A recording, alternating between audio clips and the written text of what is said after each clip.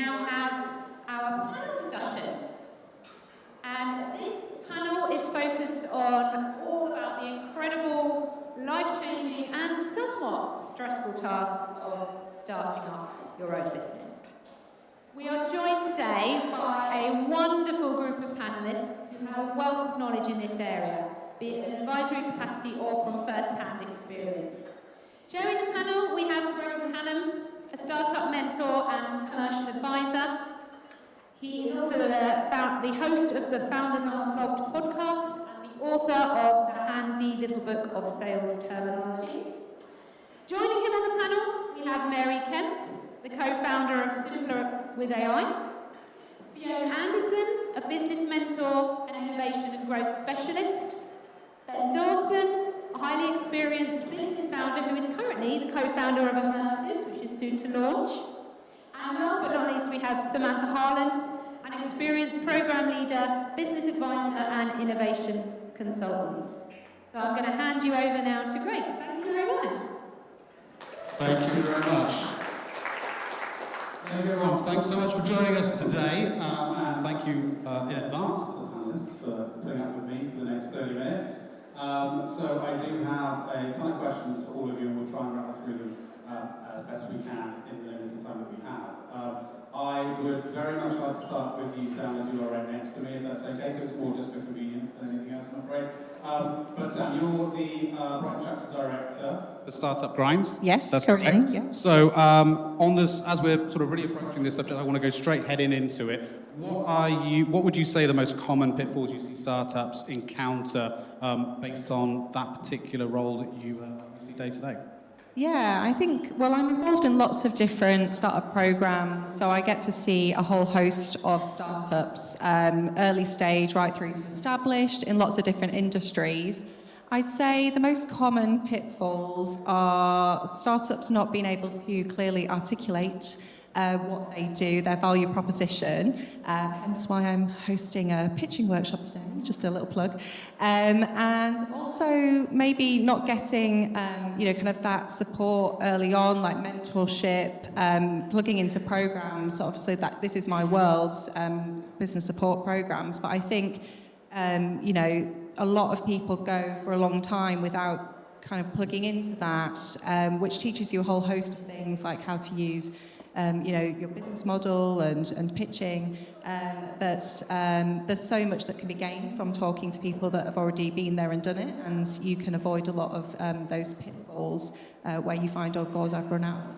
money all of a sudden, what am I going to do? Because when I do run my own business now, and it is like you are thinking about next week or next month, you're very rarely thinking about next year, and actually you don't have anyone to hold you accountable to anymore. So I think that's what I would always, my biggest recommendation for people starting out is to look into what free support there is, because there's loads around. There is a ton, yeah, and networking is a really good way to leverage that.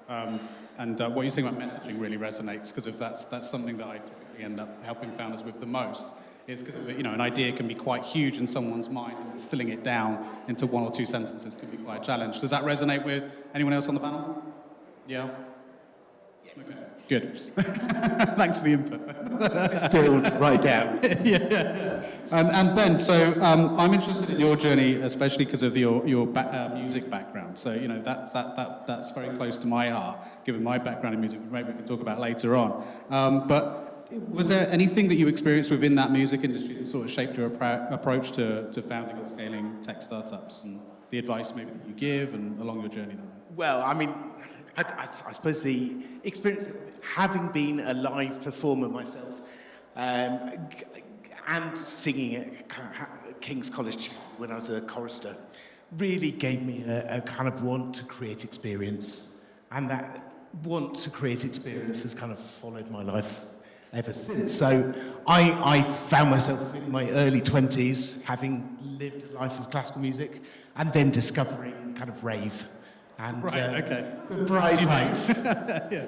And I led for a little while this dual life of singing at Hampton Court Palace on a Sunday morning, but having been up all night before. And for a little while that life coexisted until eventually the raving one. I bought a big system, very big, and then travelled around putting on raves for the next few years, which eventually landed me streaming live gigs. And so my virtual reality company, which we kind of founded just before the making of the first Oculus Quest or the Oculus Rift, kind of led to us launching the Oculus in this country, and working with The Who and Grandmaster Flash, putting on an event where Roger Daltrey sat on a scooter with Grandmaster Flash, trying virtual reality for the first time. That's amazing.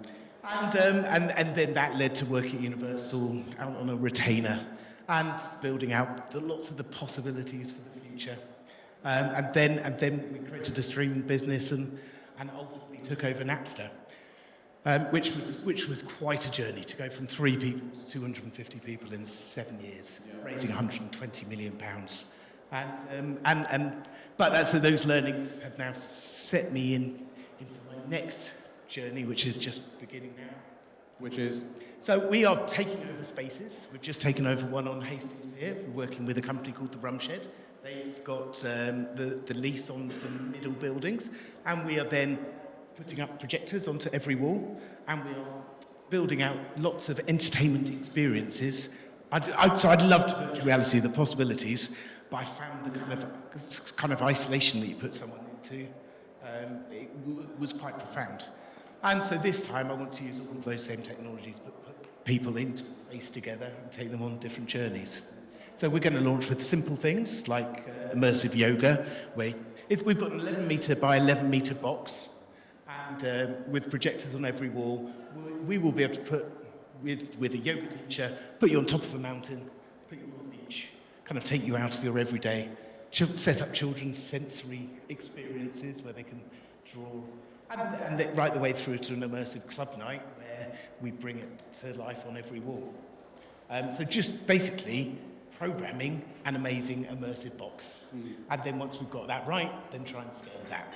It sounds like you've married the sort of your love of creativity and tech in the most perfect way. Sorry, I didn't remember the question whatsoever. Just have I realised that about 2 minutes in, but it was still really interesting. But that sounds like you've achieved that. It's just about creating experiences, and that comes from kind of that life in classical music. Yeah, and the raves, obviously. And then the raves. And then the raves, yeah. Fiona, what about you? I mean, you've worked across pretty diverse ecosystems from the UK, South Africa. What part do you think creativity has played in terms of your observation from the various founders you've observed and startups you've observed across along the way? That's a very interesting question, Greg. Good, thank you. I worked hard on them last night. I have worked. I started my career, in this country, in banking, and always felt I didn't quite belong in banking. I was a square peg in a round hole, so to speak. And then I had the very fortunate opportunity while I worked for NatWest to run an accelerator for entrepreneurs in Brighton. And that really opened my eyes to what the life of an entrepreneur is all about. We worked with all stages of business, very early stage startups, all the way to scale-ups. And one of the things that I really observed from entrepreneurs across all those different stages is their resilience and tenacity in terms of their belief in their own businesses. And sometimes the business really was not going to go anywhere. And you had to have those difficult conversations. But subsequently, since I left NatWest, as you said, I went back to South Africa, worked there in entrepreneurship space, mainly with women-owned businesses across various sectors. And then since coming back to the UK in 2020, I've worked in various, I've worked for Innovate UK for a while. I worked at PlusX Innovation with Sam and ran the Bright program there. And then the last year or so, I've been doing my own sort of learning and a lot about creativity and how creativity links with innovation. And I think a lot of people don't quite understand. A lot of people think you have to be born creative to be innovative, and you don't necessarily have to. You can, as long as you've got an open mindset and you're willing to learn, and I'm sure here today we're going to learn a lot from all kinds of different speakers and people.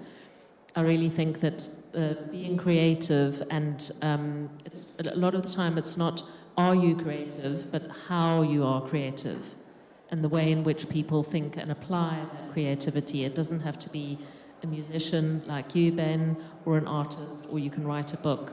There's lots of other ways in which people can be creative in terms of using your brain in a slightly different way. Right, it doesn't have to directly relate to the arts necessarily. It's more about problem solving when it comes to creativity. Exactly, it's the way in which you use that creative brain to solve problems, to maybe become more innovative, whether it's in your business or your personal life. Yeah, good point. And Mary, if I could come to you next. You've mentioned before, I can't remember exactly where, but I saw you quoted as saying that AI allows businesses to be more human. I wanted to ask if you could elaborate on how startups can balance AI integration with maintaining a human touch in their operations, especially given what Tom was talking about earlier, and I know that's going to be top of mind for everyone today, especially in the context of what we're talking about today. Could you speak a bit on that? Yeah, absolutely. I just want to say that Tom is clever AI. I am an accidental woman in tech, and I realised that we're 5 days from our first birthday. Oh, right. Congratulations. So some of you here have been supporting us from the beginning, so thank you.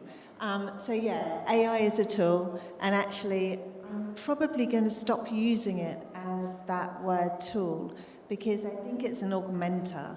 And the problem with calling it a tool is that when you're in organizations, they think they can be replaced by that tool. And that's not what we want. We want people to be curious. So I'm in the Gen AI space.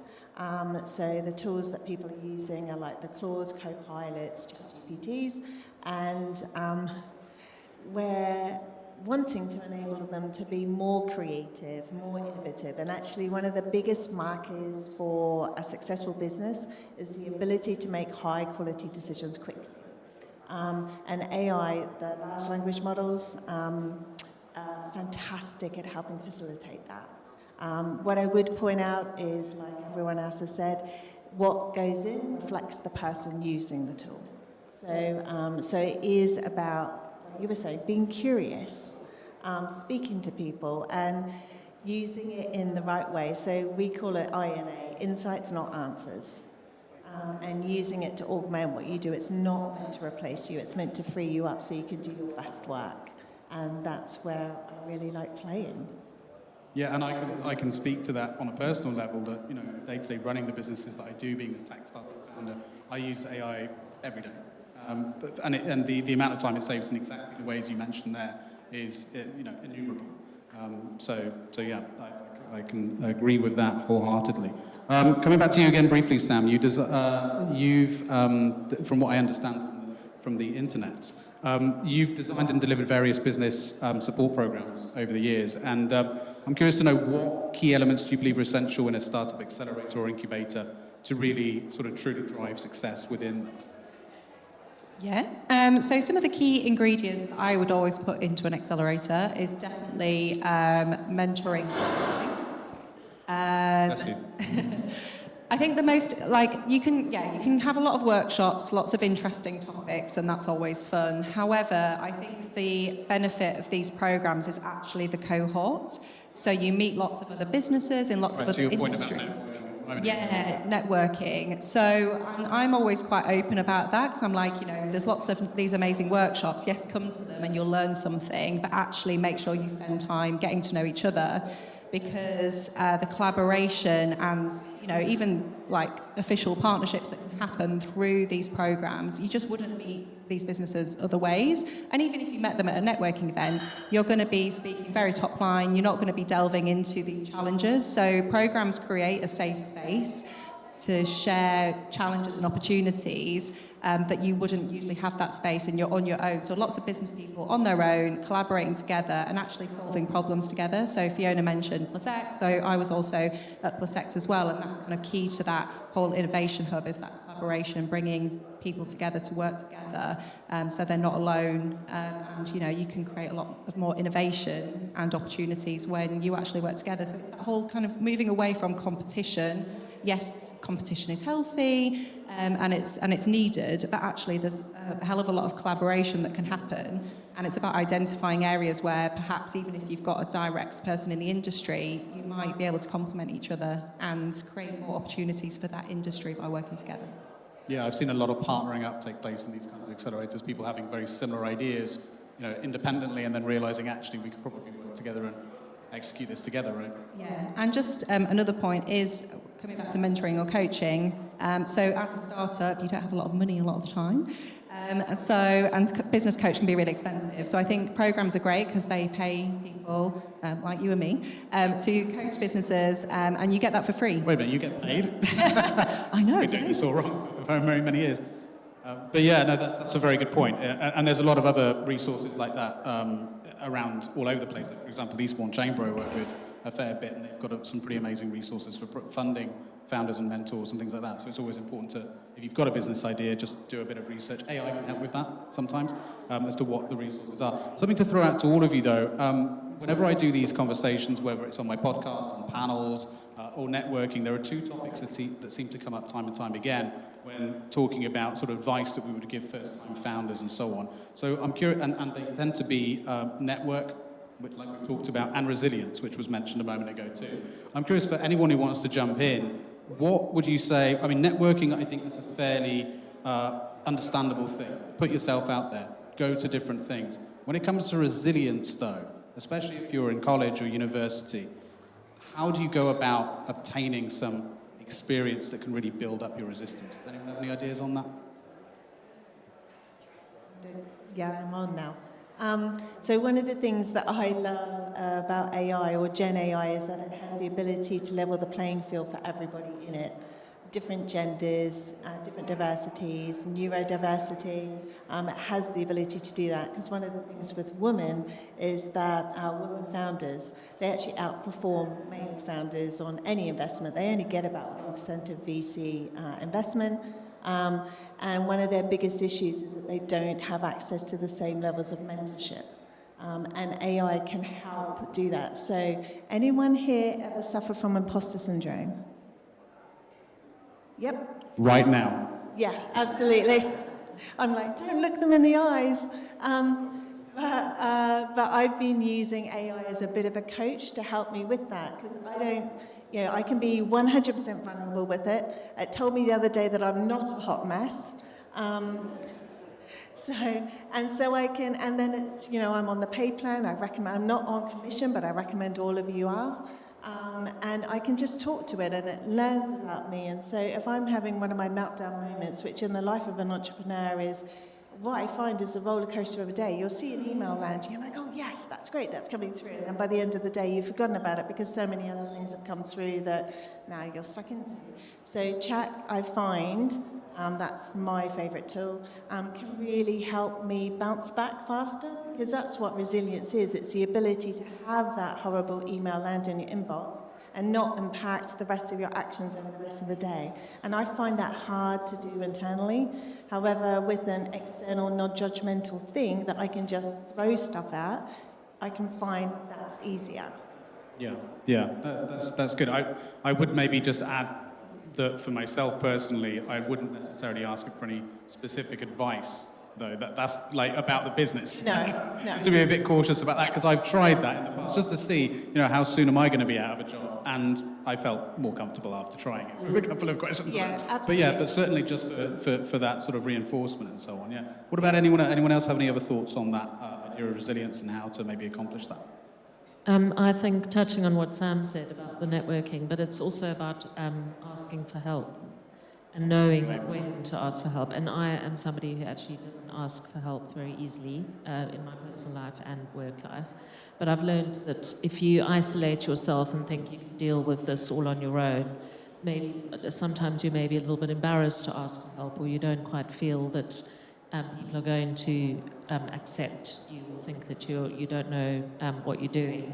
But it's really important to ask at the right time as well. Don't let it become overwhelming, that you sort of the deer in the headlights and don't really know where to go, what the next step is, but really asking for help. And we're so lucky now Mary's touched on it with AI, but also what Sam was saying about there are so many organizations now that you can go to for help as an entrepreneur. There's so many accelerators. There's the Federation of Small Businesses. There's chamber event. There's loads and loads of help online, as well as actually going to physical events where you're going to be able to receive the help and talk to people. Yeah, good advice. Do you have any other thoughts, Ben?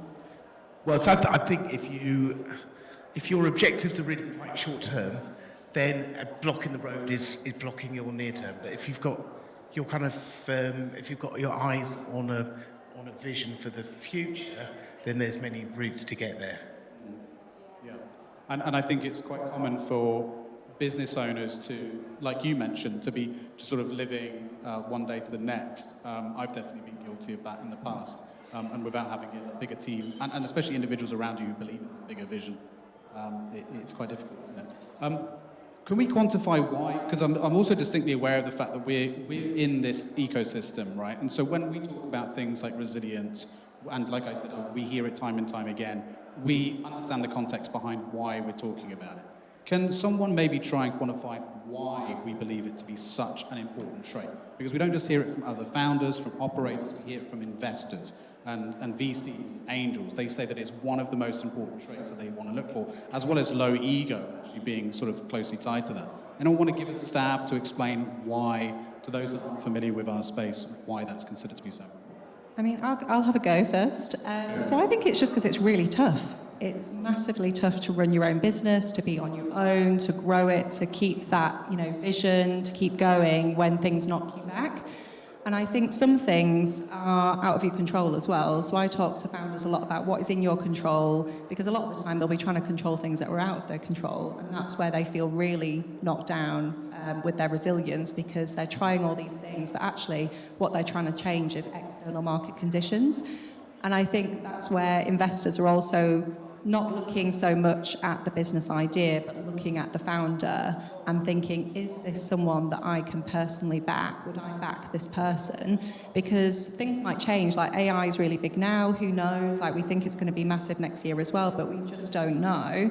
So, you want to be investing in somebody that if the market changes and they've got an AI business like Mary, like if I was going to invest in Mary, I'd be thinking, if AI disappears, would Mary come up with a new business idea? And I'd be thinking, does she possess those kind of characteristics to think on the spot, to adapt to market changes? And if she did, I'd back her and I would definitely back Mary, because it doesn't, things are going to change. So I think that's really about focusing, more on yourself sometimes than just on the business idea.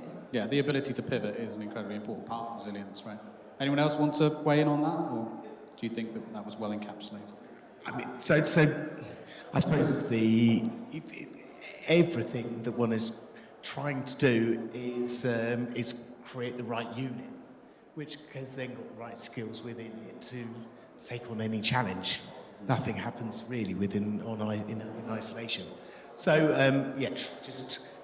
I'm in these networking events, anything where you meet a kindred spirit and identifying the skills that you need around you to kind of execute on a plan. It's then about your interpersonal relationships with those people, kind of maintaining good vibes. If you've got a core team that you can really trust and put your lives together to achieve something, then anything can happen. Yeah. Fiona, I want to come to you really quickly because I haven't given you too many opportunities to speak to us. So I wanted to ask you first, if that's okay, about ideas, right? That's where it all starts. It starts with an idea. There's many people in this room that have got business ideas. If you guys are anything like me, probably about 2 o'clock in the morning, several of them come to your head, right? What would you say is, well, two-part question. First, a lot of people talk about being scared of sharing ideas that they might get stolen. What's your view on that? Because I think we all have some opinions on that. And what is an idea worth, and how do you turn it into something from your perspective? What is an idea worth, and how do you start turning it into something practically from your perspective? Okay, so the first part of the question about That's fine. I threw a lot at you. I want to hear you talk. The idea about people being scared to share their ideas. Being scared. Yeah, it's very interesting because I've worked also when I was at Innovate UK Edge, I worked very much with people helping them with their intellectual property. So at what point do you protect your intellectual property? And a lot of people don't even think they have intellectual property in their business. Intellectual property is not just your logo and your brand. There's actually a lot more to it than that. Like in Mary's business, a lot of the content that you and Gary create should be protected and has value to it. When you're very early stage, I guess surrounding yourself with people that you trust is very important, and that's not just friends and family. Having a mentor, or like Sam touched on, having a mentor or somebody that you can actually bounce ideas off and get advice and help from is really important. There's also a lot to be said about if you don't put yourself out there, then you're not going to get any further. So there's an element of protecting very much your idea that you think somebody could steal and turning it into something else, but there is also then holding back too much and not getting yourself out there quick enough. And I suppose there's no timeline for that. It's more just around at what point do you feel confident that you can launch your product or service and that people are going to pay money to buy it. A lot of people have an idea and think, oh, this is great, and they test it with friends and family who will always say it's amazing, even though... Yeah, they're never a good test. Never. The ugly baby syndrome. It's very much about knowing that there's a market for your product, and then at what point are you going to launch that product or service to sell it and to make some money. But there are ways of protecting ideas as well. Designs can now even be protected through patents and trademarks. So there are different ways, and there's a lot of help and advice out there through the Intellectual Property Office. And in Brighton and around Sussex, we've got the BIPC, the Business and Intellectual Property Centres at the libraries. There's one in Brighton, Crawley. I think there's one in Hastings. Yeah. So those organisations, or they can very much help you as well with that, when to really look at protecting your idea. No, I think that was great. And then maybe I'll open it more broadly to everyone there, as we've only got 2 minutes left. On the subject of ideas again, who would like to weigh in on the sort of what they believe are really the first main steps to be taking once they've formulated that 2 o'clock in the morning idea? Go ahead, I can see you're dying to go. Because I was like, it's not actually the idea doesn't matter, it's to make sure you're solving a real problem. That's where you start. I'm very happy with that. Yeah. If you're not solving a problem, then you will not go anywhere. It's a wish. And I think that's what you were talking about. You need to go out to people that you think you're solving the problem for and interview them. And actually record the interviews, use their language, don't translate it to yours, and do enough of them that you know that you're solving a big enough problem that there's actually a space for your product or idea. So that's kind of where I would start. And you're right, not friends and families, probably and there's some of you in the room today that are my critical friends that I know I can go to and they will actually tell me the truth. And that is hugely valuable, and you want to gather as many of those around you as you can, particularly for resilience. It's what helps me be resilient. And now I'll stop. Yeah, brilliant. Any final words on that topic before we wrap up? I mean, get it going. I've spent the last little while just pitching. Right. Just getting a deck together and pitching. But then I remembered that I had projectors and things, so I went and spoke to a business. I teamed up with them, I got going. So it's just like, what have you got? So number one, what is holding you back? I thought it was money that was holding me back. Then I realised it wasn't money that was holding me back, it was just doing it. And then the conversation, because I've been chatting to investors, but there's no like time pressure on them. It's just, oh, this could happen in the future. But now that we're doing it, and we've got things going, I mean, number one, it means you can talk about it. And when you can talk about it, then you can attract the right people towards the project. Right. about 90% of people I speak to who have business ideas think they need money and they don't. They need to just get out there and sell. And just do it. We'll be talking about later, by the way, in my talk, by the way. Just a shameless plug. But yeah, just do it, exactly. Get out there and start speaking to people, get feedback, or start selling. Sometimes you can sell a lot earlier than you realise, right? So, Sometimes you don't even need a website. right. Big shock horror. Yeah. 'Cause I talk to so many people and they're like, I need to do my website, I need to do my website. It's like, maybe you don't need to do your website. Maybe you can just get out there and start talking to people. Or if there's a product, go and hire a market stall, get that feedback. Yeah. So I think when it comes to ideas, I think it's about being not, obviously you're attached to your idea, but not having so much of an attachment that you can't listen to those, around you. Yeah. So if you look at any successful tech company, if you see where it was in the beginning and what it was trying to achieve in the beginning, it's so different, like Spotify or anything. It's all based on customer feedback, iteration of how people have used it.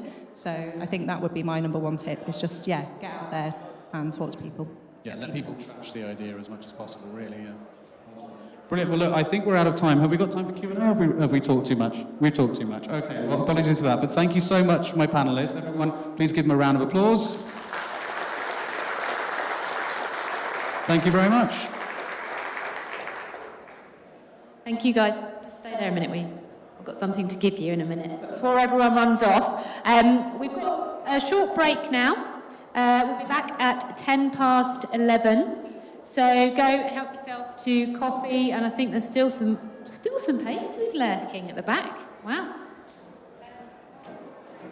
Next up here, we have Illustrating Our Inner Worlds, How Virtual Reality Can Improve Mental Health with Sarah Teacher. It's going to be fab. And then if you want to delve a bit more deeply into what's come up today on the panel, we do have Greg in the Somerset room. He's going to be talking about the art of the launch, what I learned from advising 500 startups. And then following him, we have Samantha and her pitching for startup success. So apologies if you haven't had time for Q&A, but that is going to be an opportunity for you to delve a bit deeper and have a chat. So do make your way up to the Somerset room for those talks. And in the Wiltshire in Dorset, we have Brian Drinkwater, You But Better, addressing the digital skills gap, which is going to be another really good one. So go, fuel up, and we'll be back at 11:10. And thank you so much, panel. You've been amazing. Thank you.